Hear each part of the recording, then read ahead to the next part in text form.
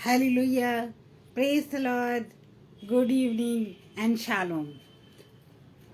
आज प्रभु का धन्यवाद हो कि उसने फिर से हमें एक नया दिन दिखाया है और अपने चरणों में बैठने का ये सुंदर मौका हमें दिया है। इसके लिए मैं प्रभु का बहुत बहुत धन्यवाद करती हूँ और आप सबके लिए भी प्रभु का धन्यवाद करती हूँ कि आप इस सभा में आ सके और इस वचन प्रभु के वचन को सुन सकें। तो आइए हम सबसे पहले एक छोटी सी दुआ करते हैं। Dear gracious, loving Heavenly Father, I come today, praise you and thank you for your mercy, for your love, for your grace, dear Father, because of which we are on this earth till today. Because there are so many people who could not see this day, who could not see this time, but you have given us the life, and your breathing is in us, your breath is in us, dear Father, till we are alive. Your breath is in us, dear Father. And when we leave this world, we'll go to you and reside with you in heaven. Dear Father, thank you for so many gifts, so many opportunities given to us because you love us. You loved us before we have loved you, dear Father. You have chosen us before we have given ourselves to you, dear Father. Thank you so much.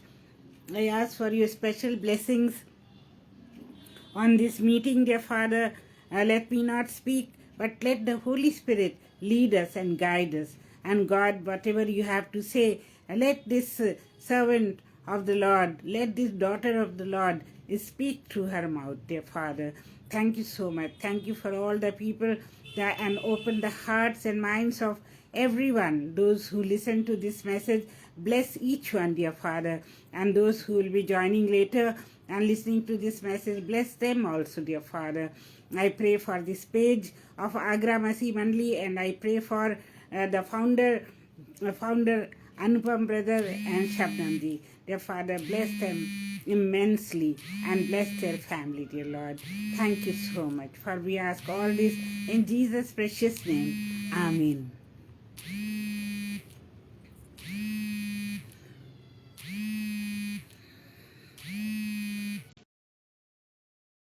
Sorry, there was some disturbance. That's why I had to just interrupt it. तो last time I remember जब हम लोग मिले थे, कब मिले थे? Saturday को 9 बजे, सैटरडे को 8:30 बजे मिले थे। तब हमने साम 23 के बारे में जिक्र किया था।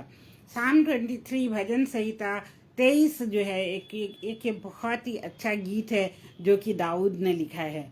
हम जितनी बार इसको पढ़ते हैं उतनी बार हमसे खुदा नई नई बातें करता है और पवित्र आत्मा हमको नई नई चीज़ें सिखाती है। ये तो आप सब जरूर मानते होंगे, है ना? सबसे पहले मैं वो 3 वर्सेस पढ़ना चाहूँगी। 3 वर्सेस जो हमने उस दिन कंप्लीट कर ली थी। और यहाँ पर टोटल कितनी वर्सेस है? टोटल हमारे पास आई थिंक 6 और 7 हैं। सॉरी, या टोटल हमारे पास 6 वर्सेस हैं। तो फर्स्ट 2-3 का सारांश मैं दे देती हूँ। हमने ये देखा था, उसको पढ़ने से ये पता लग जाएगा कि इसके बारे में किसके बारे में इसमें लिखा था। यहोवा मेरा चरवाहा है, मुझे कुछ घटी ना होगी। वह मुझे हरी हरी चराइयों में बैठाता है। वह मुझे सुखदाई जल के झरने के पास ले चलता है। वह मेरे जी में जी ले आता है। धर्म के मार्गों में वो अपने नाम के निमित्त मेरी अगुवाई करता है। तो देखिए कितना सुंदर वचन है कि यहोवा जो है क्या है? वो हमारा शेपर्ड है, वो हमारी देखभाल करता है। हम में से एक भी बच्चा अगर बिछड़ जाता है या दूर चला जाता है तो खुदा क्या करता है? वो सारे भेड़ों को छोड़कर हमको ढूंढने के लिए निकल पड़ता है। तो जब तक हम मिल नहीं जाते तब तक वो हमको ढूंढता रहता है। इतना महान है हमारा परमेश्वर, इतना अधिक प्रेम हमसे वो करता है। और हमने देखा था कि वो हमारे जी में जी ले आता है। जब हम कंफ्यूज होते हैं, जब हम बीमार होते हैं, जब मैं चिंताओं में होते हैं जब हम लोग, तो वो क्या करता है? ही रिस्टोर्स माई सोल। वो मेरे जी में जी ले आता है, मतलब कि हमें तसल्ली देता है। आइए हम 4थी वर्स पढ़ेंगे। 4थी वर्स में लिखा हुआ है, चाहे मैं घोर अंधकार से भरी हुई तराई में होकर चलूं तो भी हानि से ना डरूंगा, क्योंकि तू मेरे साथ रहता है। तेरे सोंटे और तेरी लाठी से मुझे शांति मिलती है। आप सब जो इस पेज पे आ रहे हैं और आने वाले आप सबका मैं स्वागत करती हूँ प्रभु यीशु मसीह के नाम में। तो देखिए इसमें भजन संहिता 23 उसके चौथे आयत में लिखा हुआ है कि चाहे मैं घोर अंधकार से भरी हुई तराइयों में क्यों ना गुजरूं, फिर भी तब भी हानि से ना डरूंगा, क्योंकि तू मेरे साथ रहता है। मेरे प्रियो, हम सोचते हैं कि जब हम जीसस को अपना लेते हैं, जब जीसस हमारा मुक्तिदाता होता है, हम उसको ग्रहण कर लेते हैं, हम एक विश्वासी बन जाते हैं, तो हमारे पर कोई भी मुसीबत नहीं आएगी और हम हमेशा सुखी रहेंगे। नहीं प्रियो, ऐसा नहीं है। चाहे हम प्रभु के पीछे भी चलते हो, प्रभु हमारे अंदर है, प्रभु हमारे चारों तरफ है, उसके फरिश्ते हमारे चारों तरफ हैं, फिर भी मुसीबत आएगी। और आपने देखा कि मत्ती में क्या लिखा हुआ है, मत्ती 5 में, मैथ्यू 5 में लिखा हुआ है कि जो हमें सताया जाएगा, जैसे यीशु मसीह को सताया गया, यीशु मसीह को जैसे सताया गया, ठीक उसी रीति से या उसी ढंग से हमें भी सताया जाएगा। तो हम देखते हैं कि सताव जो है एक मसीही जीवन का एक हिस्सा है। और बहुत ही बार हम ये देखते हैं और सोचते हैं कि यीशु मसीह ने तो कोई भी गुनाह नहीं किया था, यीशु मसीह ने तो किसी का बुरा नहीं चाहा था, उसने तो लोगों को चंगाइयाँ दी थी, उसने लोगों को क्या दिया था, उपदेश दिया था, परमेश्वर के साम्राज्य का उपदेश दिया था, लेकिन उसको भी क्रूस पर चढ़ा दिया गया। उसका कोई भी दोष नहीं था। कुरिन्थियंस में लिखा हुआ है कि परमेश्वर यीशु मसीह निष्पाप था और तभी उसको क्रूस पर चढ़ा दिया गया। और यहाँ पर हमारा हृदय कहता है कि हमें भी जो है प्रभु के लिए मुसीबतें सहनी हैं और सहनी पड़ती हैं टाइम टू टाइम। पौलुस को देखिए, पौलुस को कितनी यातनाएं सहनी पड़ी जब उसने जीसस क्राइस्ट को अपना लिया और वो जो है उसकी सेवा करने लगा। इसी तरह से पतरस को भी सताया गया। जीसस क्राइस्ट के जितने भी चेले थे, so many disciples, they were all beheaded except John. ऐसा कहते कि जॉन जो है वो नेचुरल मौत से मरा था। तो इस तरह हम देखते हैं कि प्रभु जो है हमें तैयार करता है, हमें बचपन से तैयार करता है कि हम बड़ी से बड़ी मुसीबत सहने के लिए तैयार हो जाएं। अब ये घोर अंधकार से घिरी हुई तराइयाँ क्या होती हैं? हम क्या हैं? हम अभी जीवित हैं, हम इंसान हैं, हमको प्रभु ने बनाया है, हमको परमेश्वर ने बनाया है। सॉरी, मैं दरवाज़ा खोल के आती।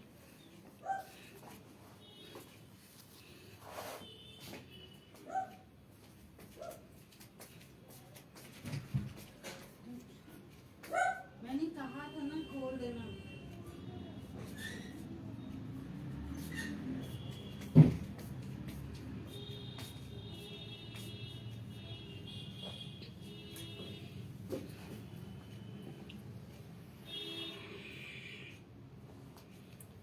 प्रभु यीशु मसीह के सारे चेलों ने बहुत यातनाएं सही थी। इन दुनिया वालों ने उनको बहुत ज़्यादा सताया था और किसी को तो बीहेड कर दिया था, किसी को तलवार से मार दिया गया था, और पतरस को तो क्रूस पर उल्टा टंगा दिया था, और किसी की तो चमड़ियाँ उधेर के तब उसके बाद उसको क्रूस पर चढ़ाया गया था।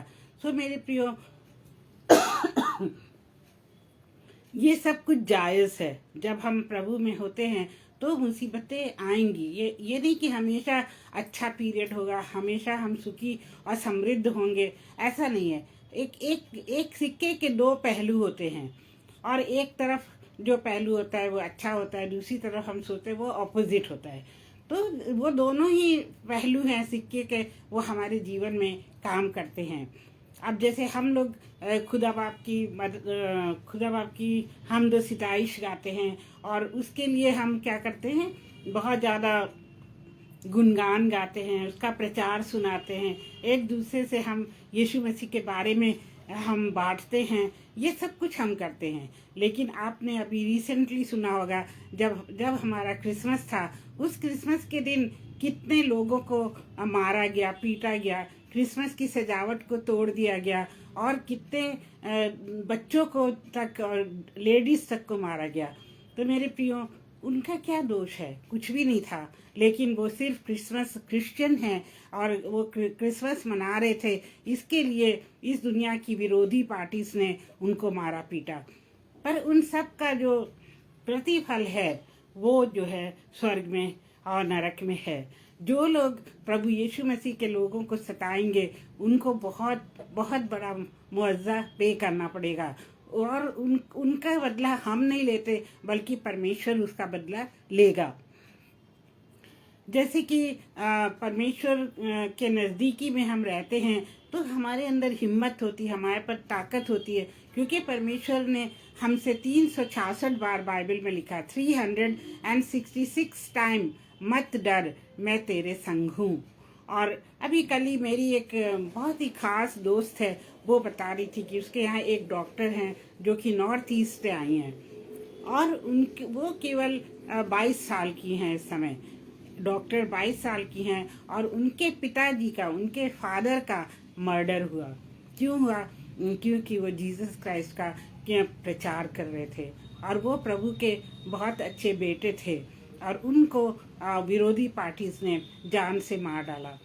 और ऐसे तो एक नहीं, हम कई किस्से सुनते हैं कि किसी को जान से मार डाला, किसी को उल्टा टांग दिया गया क्या, और किसी लड़की को बेइज्जत किया गया, उनको नंगा करके उनको घुमाया गया।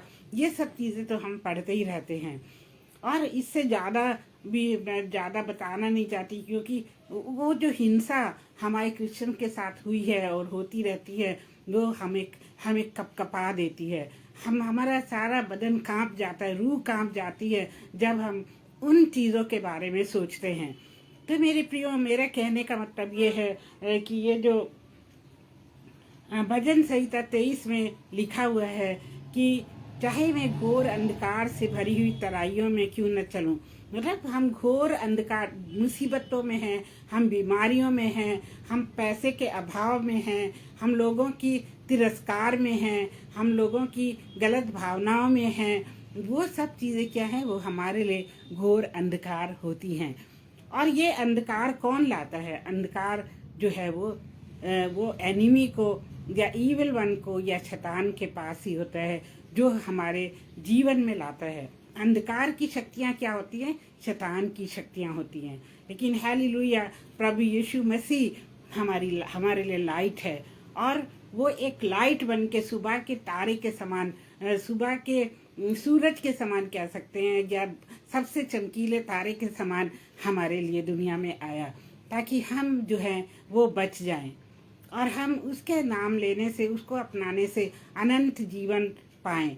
प्रभु यीशु मसीह इसलिए दुनिया में आया। तो मेरे प्रियो, हम चाहे मुसीबत में हो, फिर भी हमें डरना नहीं है। क्यों? क्योंकि यीशु मसीह कहते हैं, मत डर, मैं तेरे संग हूँ, मैं तुझे दाहिने हाथ से पकड़े हुए हूँ। और इसमें लिखा हुआ है बाइबल में, याकूब की पत्री उसके 13वें अध्याय में लिखा है कि मैं तुझे ना कभी छोड़ूंगा और ना कभी त्यागूंगा। तो ये परमेश्वर का वायदा है। इस समय मुझे फिर से वही वर्ष याद आ रही है जो कि उसमें यिर्मयाह 1:5 में लिखी हुई। यिर्मयाह 1:5 में लिखा हुआ है कि देखो, मैंने तुमको जन्म से पहले ही, तुम्हें माँ के पेट में जाने से पहले ही जान लिया था। मतलब परमेश्वर हमसे कह रहा है कि मैं तुमको तुम्हारे जन्म से पहले से जानता हूँ, और तुम्हारी शहरपनाह सदैव मेरे सामने है। और ये भी कहता है वो कि मैंने तुम्हारे चित्र को अपनी हथेली पे खोद रखा है, ताकि तेरी शहरपनाह सदैव मेरे सामने रहे। और परमेश्वर हमसे इतना अधिक प्रेम करता है कि उसने अपनी हथेली पर हमको गढ़ा हुआ है। हथेली पे गढ़ने का नाम मतलब क्या होता है कि किसी नुकीली चीज से गोद के नाम लिखना। और परमेश्वर ने उसी तरह से अपनी हथेली पे हमारा नाम लिख रखा है। बाइबल में एक जगह ये भी लिखा हुआ है कि हम उसकी उंगली में अंगूठी के समान हैं। अंगूठी जो कि हमारी फिंगर से, हमारी उंगली से चिपकी रहती है। और कभी कभी तो इतनी टाइट हो जाती है कि निकलती भी नहीं है, और कभी कभी लूज हो जाती है कि वो आसानी से निकल जाती है, लेकिन वो रहती हमारी उंगली पर है।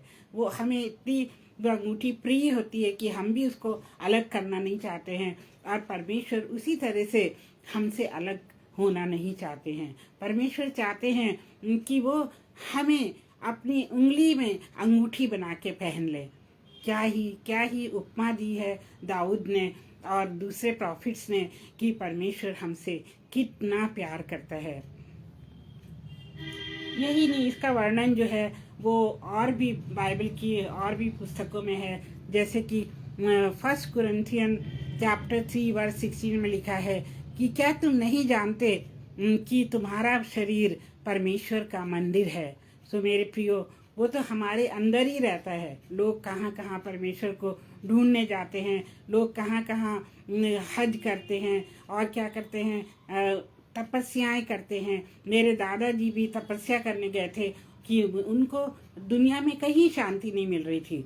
अब वो तपस्या करने गए, उनको फिर भी शांति नहीं मिली। फिर किसी ने उनको प्रभु यीशु मसीह के बारे में बताया और तब उनको शांति मिली, और तब से उन्होंने जीवन की आखिरी सांस तक परमेश्वर का प्रचार किया। इसी तरह मेरे नाना जी पंडित थे, उनको भी कहीं शांति नहीं मिलती थी, और उन्होंने सारे धर्मों में जाके ढूंढ लिया, कहीं उनको शांति नहीं मिली, और उनको शांति मिली केवल और केवल प्रभु यीशु मसीह के चरणों में। हालेलुया। और मैं उनकी विरासत हूँ, मतलब उनके परिवार से निकली हुई मैं एक पर्सन हूँ, एक व्यक्ति हूँ। इस बात का मुझे गर्व है मुझे इस बात का कि प्रभु यीशु मसीह मेरा चरवाहा है। गर्व है इस बात का कि वो मेरा पिता है। गर्व है इस बात का कि वो मेरा दोस्त है। गर्व है मुझे इस बात का कि वो मेरा भाई है, और वो सब कुछ है। जॉन 15 में जॉन 15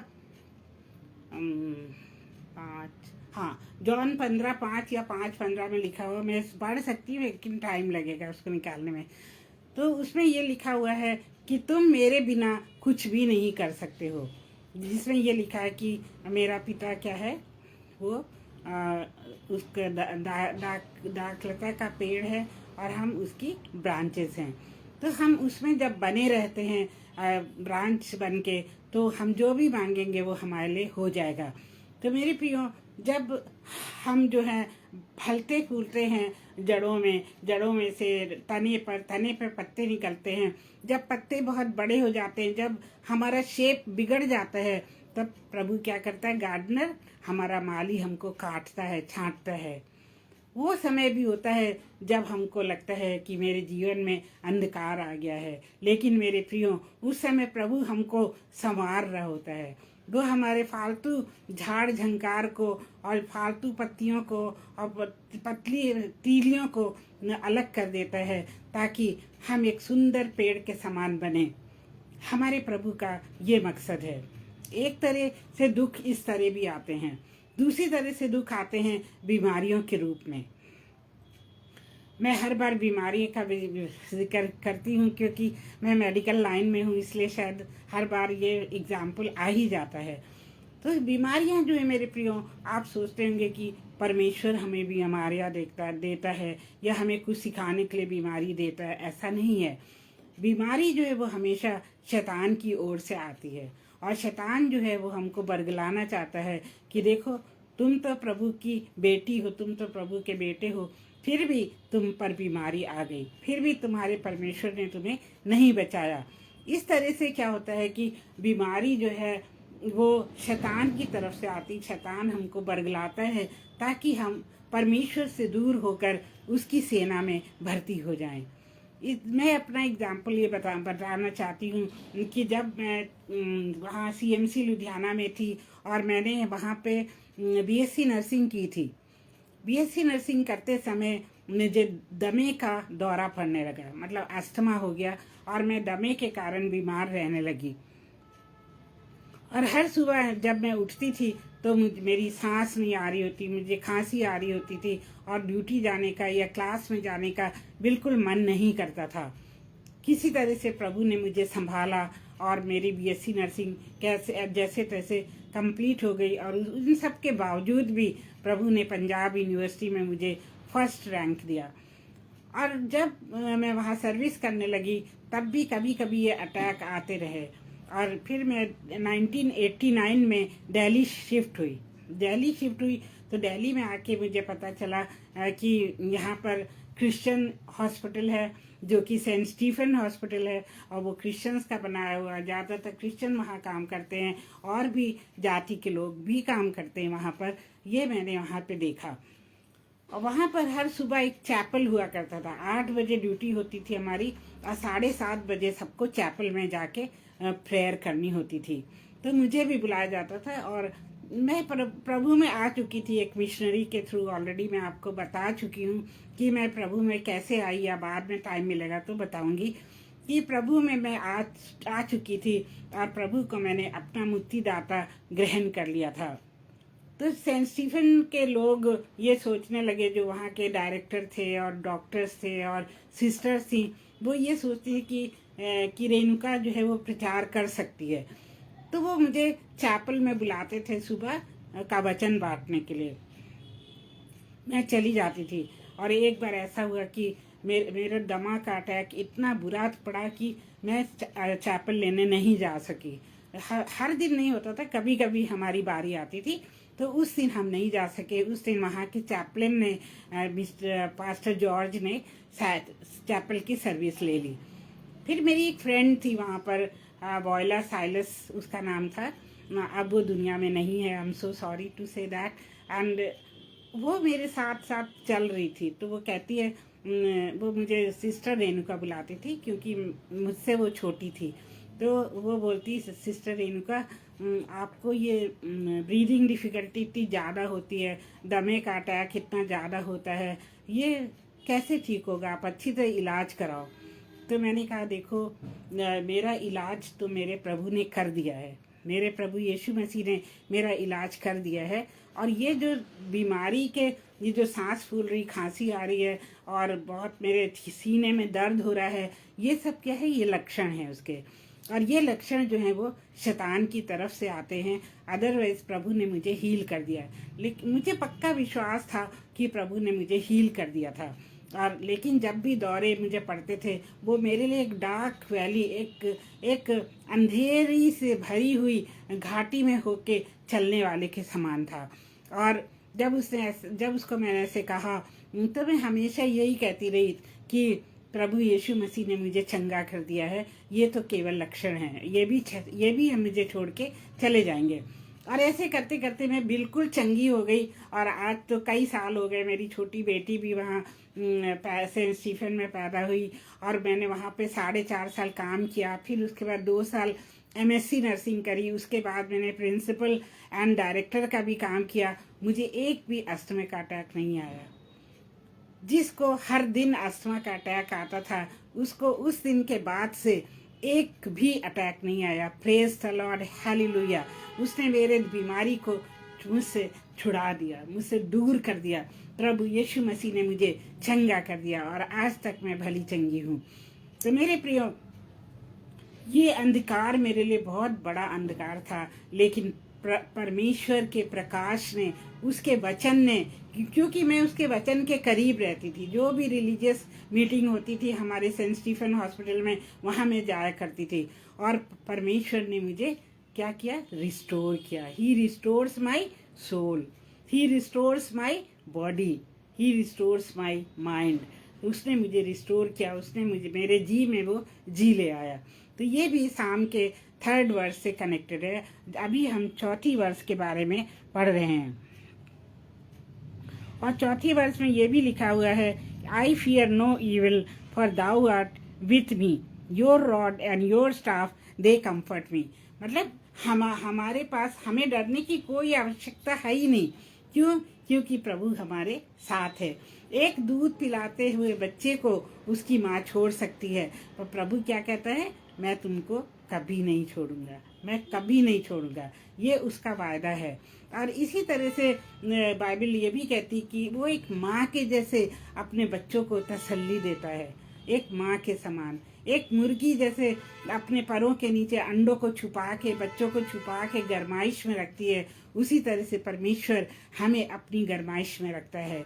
मेरे प्रियो, मेरा बहुत मन कर रहा है कि मैं वो किस्सा भी बताऊं आपको। जब हम मथुरा में थे, जयसिंहपुरा मथुरा हॉस्पिटल एक था, जयसिंहपुरा में मेथोडिस्ट हॉस्पिटल था, तो वहाँ पर मैं जो थी काम करती थी। मेरे हस्बैंड का बॉन्ड था वो, क्योंकि उन्होंने MD MS सब वहीं से किया था, से ये CMC लुधियाना ने से, तो उनको स्कॉलरशिप दी गई थी, इसलिए उनको अपनी ट्रेनिंग के बाद मिशन हॉस्पिटल में सर्व करना था, मिशन हॉस्पिटल में ही कुछ साल काम करना था। तो उनके कारण ही मैं भी जो हूँ उसी जगह चली जाती थी जहाँ उनका बॉन्ड हुआ करता था। तो मेथोडिस्ट हॉस्पिटल मथुरा में हमें बहुत बड़ा घर मिला हुआ था, उसमें 7 रूम्स थे और 3 मंजिला हाउस था वो। बीच में एक फ्लोर था, ग्राउंड फ्लोर, और ऊपर एक फ्लोर, इस तरह से 3 फ्लोर्स थे वहाँ पे। और बहुत ही बड़ा, बहुत ही आलीशान बंगला हमें दिया गया था। हमारे पास किसी चीज़ की कमी नहीं थी, जबकि तब मैं बीमार भी रहती थी, मेरे हस्बैंड अकेले कमाने वाले थे, लेकिन हमारे घर में किसी भी चीज़ की कमी नहीं थी। ना खाने पीने की कमी थी, ना चीज़ों की, ना आराम देने वाली चीज़ों की कमी थी। मतलब यहोवा मेरा चरवाहा है, मुझे कुछ घटी ना होगी, ये मेरे जीवन में सदैव लागू होता चला आया है। और उस जगह पर क्या हुआ, एक हमारे पास मुर्गी थी, एक मुर्गी नहीं, हमारे पास कम से कम 8-9 मुर्गियाँ थी। उसमें से कुछ तो कॉक्स थे, मतलब मेल, और कुछ फीमेल थे। तो एक बार मेरे हस्बैंड ने कहा कि चलो हम इसके जो फीमेल है उसके नीचे अंडे रखते हैं, ताकि ये अंडों को सेकेगी और उसमें से बच्चे निकलेंगे। तो उसके नीचे उन्होंने उन्हीं मुर्गियों के जो अंडे होते हैं, देसी अंडे, वो एक मुर्गी के नीचे रख दिए, और उसका नाम भी उन्होंने रख दिया जच्चा रानी। उसका नाम रखा जच्चा रानी, क्योंकि वो अंडों पे बैठी थी बच्चे निकालने के लिए। और एक हमारे पास मुर्गी थी, उसका नाम था लाजवंती, एक का नाम था लाजो, और जो मेल मुर्गे थे उनका नाम था बहादुर सिंह, और ऐसे ऐसे करके, अब तो मैं भूल गई हूँ, कई साल पहले की ये बात है। तो वो मुर्गी जो जच्चा रानी थी, वो अपने अंडों के प्रति इतनी ईमानदार थी कि वो एक कहीं तिनके की जगह से भी हवा नहीं लगने देती थी। वो उनको अच्छी तरह कवर करके बैठी रहती थी। और जब उसको कोई कहीं जैसे वॉशरूम जाना होता था, सॉरी मैं ऐसी लैंग्वेज में बता रही हूँ, जब उसको वॉशरूम जाना होता था तो वो उठती नहीं थी, बड़ी मुश्किल से थोड़ा खिसक खिसक के वो एक साइड में करती थी। इतनी डेडिकेटेड थी वो मुर्गी। और वही प्यार जो है परमेश्वर हमसे करता है। हालेलुया। वो कहता है ना कि मैंने तुझे अपने पंखों तले छुपा रखा है और तुझे कोई भी आँच नहीं आएगी। और फिर उनके बच्चे निकले, हम लोग बड़े खुश हुए, उनके साथ हम खेलते रहे, वो बड़े हुए हमारे पास। तो मेरे प्रियो, कहने का मतलब ये है कि चाहे हम कितनी भी मुसीबतों से गुजर रहे हों, हम जॉब ना हो, हम बीमार हों, और चाहे हमारे घर में बहुत लड़ाइयाँ हो रही हों, चाहे हमारे घर में कोई बहुत बड़ी मुसीबत आई हो, किसी किसी की तो मौसम के ख़राब होने से छतें भी गिर जाती हैं, दीवारें गिर जाती हैं, इन सब परिस्थितियों में प्रभु यीशु मसीह हमारे साथ है। वो कहता है मत डर, मैं तेरे संग हूँ। सो इस तरह से एक मेरी गवाही ये थी कि उसने मुझे चंगा किया। फिर मैं दिल्ली में आ गई, ये सारा कुछ इसी वर्ड से रिलेटेड बता रही हूँ। फिर मैं दिल्ली में आई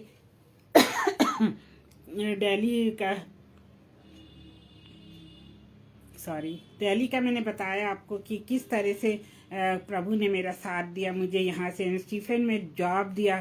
फिर मैं MSc नर्सिंग करने राजकुमारी Amrit Kaur college of nursing गई। वहाँ पे 2 साल मैंने MSc नर्सिंग अपनी करी, और MSc नर्सिंग करते ही मुझे डायरेक्टर ऑफ नर्सिंग की पोस्ट मिल गई विम हैंस में। विम हैंस जो कि मेंटल पेशेंट के लिए और न्यूरो पेशेंट्स के लिए होता है। तो विम हैंस में मैंने जॉब करी, और सब पहले ही बार में मुझे वहाँ सबसे बड़ी नर्सिंग की पोस्ट मिल गई, डायरेक्टर ऑफ नर्सिंग। तब मैं काफ़ी यंग भी थी। तो इस तरह से प्रभु मेरे साथ साथ चलता रहा, और उसने कभी मुझे छोड़ा नहीं। जैसे कि उसने वायदा किया है कि मैं तुझे कभी ना छोड़ूंगा, कभी ना त्यागूंगा, उसने मेरा हाथ कभी नहीं छोड़ा।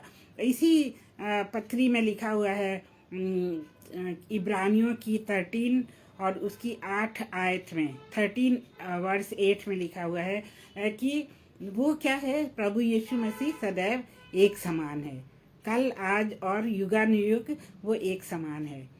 तो प्रभु कभी नहीं बदला मेरे जीवन में। मुसीबतें जरूर आईं, लेकिन प्रभु मेरे साथ रहा। तो मैं अपनी टेस्टिमनी पहले भी छोटे छोटे पार्ट में बताती हूँ, क्योंकि मेरे साथ बहुत सारे चमत्कार हुए हैं। प्रभु ने बहुत सारे चमत्कार मेरे जीवन में किए हैं। और यहाँ पर आने के बाद मुझे फिर से मुझे डिप्रेशन हो जाया करता था। जब मैं लुधियाना में थी, CMC लुधियाना में, तभी से मेरा डिप्रेशन स्टार्ट हो गया था। कभी मैं डिप्रेस हो जाती थी, कभी मैं नॉर्मल हो जाती थी, और कभी थोड़ा सा मैं हाइपर एक्टिव भी हो जाती थी। तो इस तरह से मेरा इलाज वहाँ चल रहा था इस बीमारी का। जब मैं दिल्ली आई तो दिल्ली में मुझे अटैक तो एक बार भी नहीं हुआ, लेकिन मुझे सिम्टम कभी कभी आ जाते थे, तो मेरी दवाई चल रही थी। फिर रिसेंटली मेरी बेटी यहाँ पर आती जाती रहती है। वो बड़ी बेटी देहरादून में रहती है, तो उसका परिवार वहीं देहरादून में है।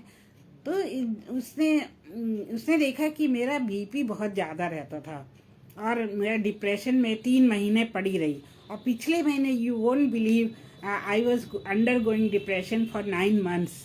3 महीने मैं बीमार रहती थी, 1-2 महीने काम करती थी, ड्यूटी पे जाती थी, फिर 3 महीने के लिए बीमार। 3 बार मेरे साथ ऐसा हुआ। तो इस तरह से 1 साल में मैं 9 महीने तक बीमार रही। पिछला साल मेरे लिए बहुत बुरा बीता था, और वो कितनी घोर घोर अंधकार से भरी हुई तराइयों में से गुजरा था। और मेरी बेटी ने कहा चलो तुमको मीटिंग में ले चलते हैं। वो अंकित साजवान जो हैं, ही इज ए प्रॉफिट, और वो जब प्रार्थना करते हैं तो यीशु मसीह सबको चंगाई देते हैं। तो वो मुझको ले गई वहाँ पे। वहाँ बैठी मैं, तो कुछ ठीक थी, तब बैठने लायक थी, जबकि उनकी मीटिंग तो 5-6 घंटे होती है संडे को, और बहुत 20,000-25,000 की तादाद में लोग उनके चर्च में आते हैं। तो उन्होंने कहा कि आपको परमेश्वर चंगा कर रहा। वो किसी पे हाथ नहीं रखते, ना किसी के पास जाते, ना किसी को अपने पास बुलाते हैं। हाँ, लास्ट में ज़रूर गवाही देने के लिए वो लोगों को स्टेज पे बुलाते हैं जिसको गवाही देनी होती है। तो यू वोंट बिलीव, जब मैं वहाँ पर पूरी मीटिंग अटेंड करी, और हमको अच्छा सा खाना भी उन्होंने खिलाया। इतने 20,000 लोगों को सोचिए खाना खिलाना कितना मुश्किल होता है, वो भी उन्होंने किया। और उसके बाद से मैं ठीक होने लगी। मेरा डिप्रेशन ख़त्म हो गया। मेरे जो थायराइड की कमी थी, थायराइड एक ग्लैंड होती है गले में, उसकी कमी थी, वो भी मेरी ठीक हो गई। मेरे स्किन पे कुछ एलर्जी थी जिसके कारण बहुत ही इचिंग हुआ करती थी, वो भी ठीक हो गई। फिर सबसे जो बड़ी बीमारी मुझे क्या थी, वो थी कि मेरे ब्रेस्ट में एक छोटा सा ट्यूमर था। छोटा सा ट्यूमर, जैसे मटर के दाने के बराबर। वो ट्यूमर जो था सन 18 में मुझे हुआ था, जब मैं यहीं पे दिल्ली में ही, हम लोग 1992 से नहीं 1989 से हम लोग दिल्ली में ही रहे हैं। Otherwise I belong to Lucknow. तो वो जो मेरे जब ब्रेस्ट में ग्रोथ हो गई, तो कितना ज़्यादा MSc में कैंसर नर्सिंग का सब सुपर स्पेशलाइजेशन कर रखा था, तो ज़्यादा ही मैं सोचती थी कि ये कहीं कैंसर ना हो। तो मैं डॉक्टर को दिखाने गई। तो डॉक्टर ने कहा कि ये जो आपके लंप है, लंप मतलब वो जो ग्रोथ है छोटी सी, उसको निकालना पड़ेगा। उसको निकाल के फिर बिजली लगानी पड़ेगी। मेरे सारे टेस्ट फ्री में हो गए, क्योंकि एक बहुत प्यारा भाई हमारा वहाँ पे स्टाफ नर्स है, वो केरला से है, और उसने मेरे सारे टेस्ट जो है फ्री में कराए। CT scan, MRI, blood test और अल्ट्रासाउंड, सब कुछ उसने करा दिया। जब डॉक्टर ने कहा कि तुमको बिजली लगेगी, मतलब तुम्हारा लंप निकाल दिया जाएगा, बिजली लगेगी, मैं पता नहीं क्यों डर गई बहुत ज़्यादा। सन 18 की बात है ये, 2018 की। फिर मैं वहाँ से निकल गई, हॉस्पिटल से निकल गई। उसके बाद मैं मुड़ के हॉस्पिटल कभी नहीं गई, हॉस्पिटल गई ही नहीं। और मैंने सोचा मैं सिर्फ अपने फ्रेंड्स को, अपने विश्वासियों को और जो अपने पास्टर्स हैं, अपने ग्रुप्स हैं, उन सब से कहूँगी कि मेरे लिए प्रार्थना करो। तो सबने प्रार्थना करी। और आप सोचिए, अक्टूबर के 2025 के अक्टूबर तक वो मेरी ग्रोथ जो थी, वो लंप जो था वो उसी साइज का रहा, उतना ही रहा, वो बढ़ा नहीं। जबकि अगर लंप होता है ब्रेस्ट में तो वो बहुत जल्दी जल्दी बड़ा हो जाता है और ब्रेस्ट को काट के निकाल देना पड़ता है, उसको हम कहते हैं मास्टेक्टमी। तो मेरी मास्टेक्टमी भी हो सकती थी, लेकिन मैं मुड़ के गई नहीं। उन लोग ने बहुत बुलाया कि आ जाओ इलाज करने, आ जाओ, मैं नहीं गई, क्योंकि मैंने अपने प्रभु पर विश्वास किया। मैंने कहा प्रभु जो है वो चंगा करने वाला प्रभु है, उसके कोड़े खाने से मैं चंगी हो गई हूँ। मैं हमेशा यही विश्वास में कहती रही। और जब उस दिन मीटिंग में गई तो मुझे घर आके पता चला कि मेरा लंप जो था, ग्रोथ जो थी, वो बिल्कुल गायब हो गई, कहीं है ही नहीं। मैं ढूंढ रही उसको कि कहाँ, यहीं तो थी, कहाँ गई, वो बिल्कुल गायब हो गई। हालेलुया। मुझे परमेश्वर ने इतनी सारी बीमारियों से एक ही दिन में चंगाई दे दी। परमेश्वर महान है, अद्भुत परमेश्वर है, उसने मुझको चंगाई दी। और मैं अपनी बेटी का भी बहुत शुक्रिया अदा करती हूँ कि वो मुझे कैब में बैठा के ले गई, मुझे पकड़ के वो बैठी रही, ताकि मैं परमेश्वर के इस महान कार्य को का अनुभव कर सकूं। और इस तरह से चंगाई मुझे मिली। तो मेरे प्रियो, अगर आप में से कोई बीमार है तो हताश मत होइए। प्रभु यीशु मसीह चंगा करने वाला परमेश्वर है। और एक्सोडस 26 में लिखा हुआ है कि मैं परमेश्वर हूँ, मैं तुम्हारा चंगा करने वाला परमेश्वर हूँ। और जब लास्ट टाइम मैं जब बीमारी के बिस्तर पे थी तो मुझे आइजाया में से एक वर्स मिली, मुझे इस समय लिखा नहीं है मैंने कहीं पे, आइजाया में से वर्स मिली कि मेरा वचन खुद तुम्हें चंगा करने के लिए आया है। तब मैंने सोचा वो वर्स जो जॉन 1:1 में लिखी हुई है कि आदि में वचन था, वचन परमेश्वर के साथ था और वचन ही परमेश्वर था। उससे मुझे पता चला कि बाइबल पढ़ने की क्या अहमियत होती है, क्योंकि यीशु मसीह ने मुझे वो वचन दिखाया बाइबल में कि मेरे वचन ने तुझे चंगा किया है। दैट मीन्स वचन की बहुत इम्पोर्टेंस है मेरे प्रियो। सिर्फ बाइबल पढ़ लेना, सिर्फ दुआ कर लेना ही इनफ नहीं होता है। हमें बाइबल पढ़ना है, हमें उस पर मनन करना है, हमें उस वर्सेस को याद रखना है और दुआएं मांगनी है। और अगर आप वचन को याद नहीं कर सकते तो हर एक मॉर्निंग में एक वचन, एक वर्स ले लीजिए और उसको लिख के अपने पॉकेट में कहीं डाल लीजिए और उसको सारा दिन दोहराते रहिए। और पॉकेट से जब आपको याद ना आए, पॉकेट से निकालिए वचन को और उसको पढ़िए, फिर पॉकेट में डाल दीजिए। देखिए आपको कितनी आशीषें मिलेंगी। अभी मुझे कई वचन याद है, वो सिर्फ इसीलिए याद हैं क्योंकि मैं इस तरह से किया करती थी। तो इस तरह से मेरे जीवन की बहुत सारी बातें मैंने बताई आपको। इस नवंबर से मैं बिल्कुल सही हूँ। नवंबर अक्टूबर के एंड से मैं ठीक होने लगी और अभी मैं इतनी तंदुरुस्त हूँ कि मेरे घर वाले सोचते हैं कि इसकी तो पर्सनालिटी बदल गई है। और वो मतलब दूसरे वे में ले जाते हैं, दूसरे वे में कि now Renuka has change, Renuka mummy has change, इसकी तो पर्सनालिटी बदल गई है। पर मुझे बदलने वाला कौन है?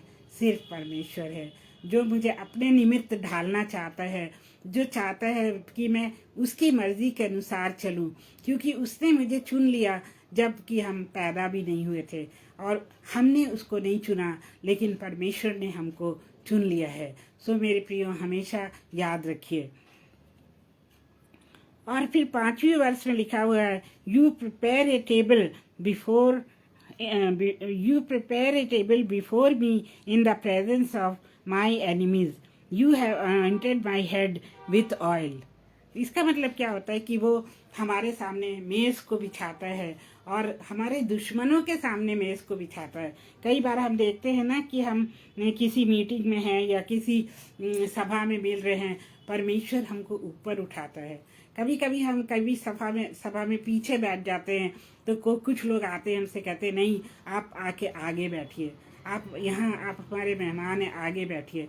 इसीलिए कहते हैं हमें पहले होके कभी भी आगे की सीट में नहीं बैठना चाहिए, क्योंकि कोई आगे से उठा के पीछे भेजेगा तो हमें कितना अपमान महसूस होगा। लेकिन अगर हम नम्र होके, विनम्र होके पीछे बैठेंगे तो परमेश्वर हमको ऊपर उठाएगा। और परमेश्वर का वचन कहता है कि वो अपने लोगों को घूरे पर से उठा के, घूरा मतलब कूड़ा, घूरे पर से उठा के पर्वत की चोटी पे बैठा देता है। Hallelujah, praise the Lord. वो हमें अपने बल से उठाता है। और ये भी लिखा हुआ है कि जो लोग नम्र हैं उनको वो, उनके ऊपर वो क्या करता है, कृपा दृष्टि करता है और उनको हमेशा ऊपर उठाता है। और जो प्राउड हैं वो प्राउड जो हैं वो गड्ढे में गिर जाते हैं और वो लोग जो हैं फिर उठ नहीं पाते। लेकिन एक धर्मी इंसान गिरता है तो उसको प्रभु बार बार उठाता है। और हमारे पाप चाहे कितने भी गाढ़े हों, कितने भी खराब हों, हमारे पापों को क्षमा करने की क्षमता हमारे प्रभु यीशु मसीह में है। उसी ने तो अपना खून बहा के हमको चंगाई दी, हमको हर बीमारी से मुक्त किया और हमारे हर पाप को क्षमा किया। उसके कोड़े खाने से हम चंगे हो गए, उसके कोड़े खाने से मैं चंगी हो गई। तो इस तरह से आप भी अपने मन में कहिए, आपको कोई बीमारी है तो आप वहाँ हाथ रख के बोलिए कि प्रभु यीशु मसीह के कोड़े खाने से मैं चंगी हो गई। और कब चंगी हुई? आज नहीं, बल्कि 2025 साल पहले जब यीशु मसीह क्रूस पे चढ़ा था, तभी उसने हमारी बीमारियों, हमारे पापों, हमारे शापों, हर चीज़ को अपने ऊपर ले लिया था।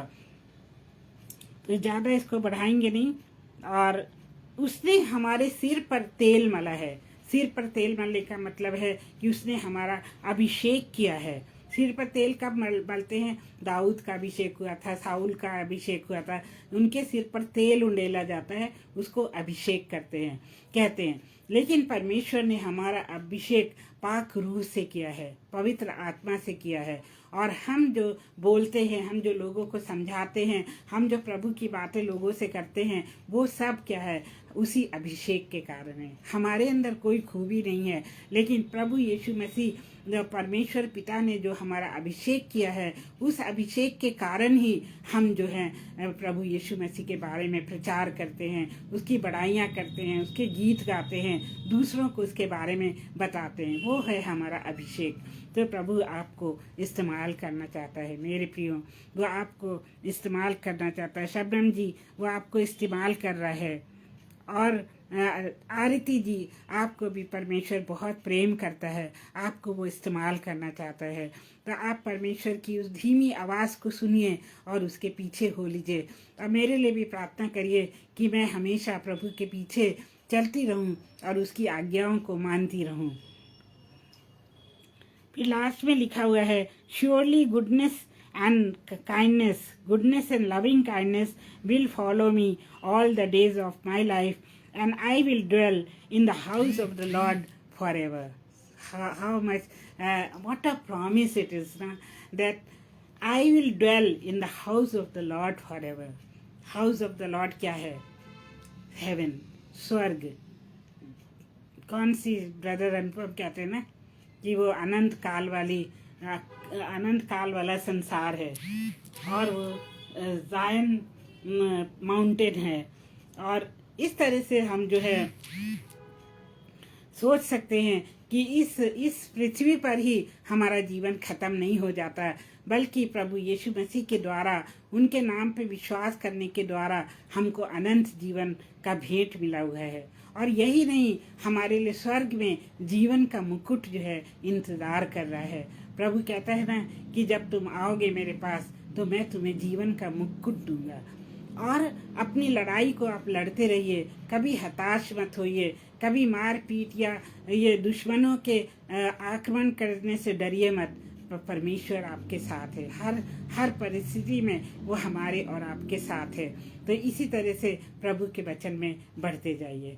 तो आज हमने देखा, आज और पिछले सैटरडे को देखा कि गॉड जो है वो हमारा चरवाहा है और हम उसकी भेड़े हैं।